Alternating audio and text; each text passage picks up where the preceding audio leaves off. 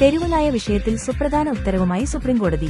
വിദ്യാഭ്യാസ സ്ഥാപനങ്ങൾ, ആശുപത്രികൾ, ബസ് സ്റ്റാൻഡ്, സ്പോർട്സ് കോംപ്ലക്സുകൾ, റെയിൽവേ സ്റ്റേഷനുകൾ ഉൾപ്പെടെയുള്ള പൊതു ഇടങ്ങളിൽ നിന്ന് തെരുവുനാക്കളെ നീക്കണമെന്നും ഷെൽട്ടറുകളിലേക്ക് മാറ്റണമെന്നുമാണ് ഉത്തരവ്.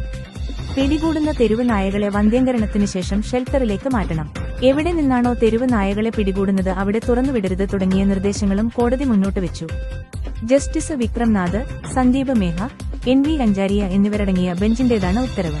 ദേശീയപാതകൾ, മറ്റ് റോഡുകൾ, അലഞ്ഞുതിരിയുന്ന കന്നുകാലികൾ ഉൾപ്പെടെയുള്ള മൃഗങ്ങളെ നീക്കണമെന്ന് കോടതി സംസ്ഥാനങ്ങളിലെയും കേന്ദ്രഭരണ പ്രദേശങ്ങളിലെയും നോഡൽ അതോറിറ്റികളോട് സുപ്രീംകോടതി നിർദ്ദേശിച്ചു.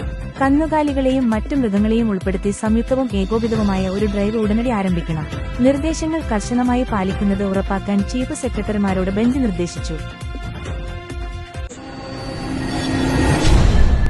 തദ്ദേശ തിരഞ്ഞെടുപ്പിൽ UDF പരിഗണിക്കുമെന്നാണ് പ്രതീക്ഷയെന്ന് CK ജാനു.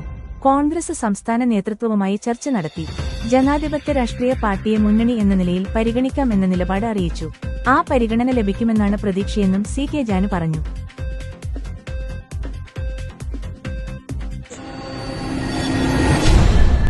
മോൻസന്റെ വീട്ടിൽ മോഷണമെന്ന് പരാതി.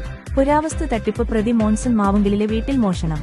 കൊച്ചി കലൂരിലെ വാടക വീട്ടിലാണ് മോഷണം നടന്നത്. തട്ടിപ്പ് വസ്തുക്കൾ സൂക്ഷിച്ചിരുന്നത് ഈ വീട്ടിലാണ്. പോലീസ് പരിശോധന നടത്തുന്നു. പരോളിലുള്ള മോൻസണുമായാണ് പരിശോധന നടത്തുന്നത്. കഴിഞ്ഞ വർഷം മാർച്ചിലും മോഷണം നടന്നിരുന്നു. മോൺസന് മാവുങ്കലിന്റെ കലൂരിലെ വീട്ടിലെ മോഷണം നടന്നതായാണ് മകന് മനസ്സ് മോൺസന് എറണാകുളം നോർത്ത് പോലീസിൽ പരാതി നൽകിയത്. കഴിഞ്ഞ വെള്ളിയാഴ്ചയാണ് മോഷണം നടന്നതെന്നും വിലപിടിപ്പുള്ള വസ്തുക്കൾ നഷ്ടമായെന്ന് സംശയമുണ്ടെന്നും പരാതിയിൽ പറയുന്നു. തീവ്ര വോട്ടർ പട്ടിക പരിഷ്കരണത്തിനെതിരായ ഹർജികൾ നവംബർ 11-ന് സുപ്രീംകോടതി പരിഗണിക്കും. വിവിധ സംസ്ഥാനങ്ങളിലെ SIR-നെതിരായ ഹർജികളാണ് പരിഗണിക്കുക. DMK-യുടെ ഹർജിയും ഇതിൽ ഉൾപ്പെടുന്നു.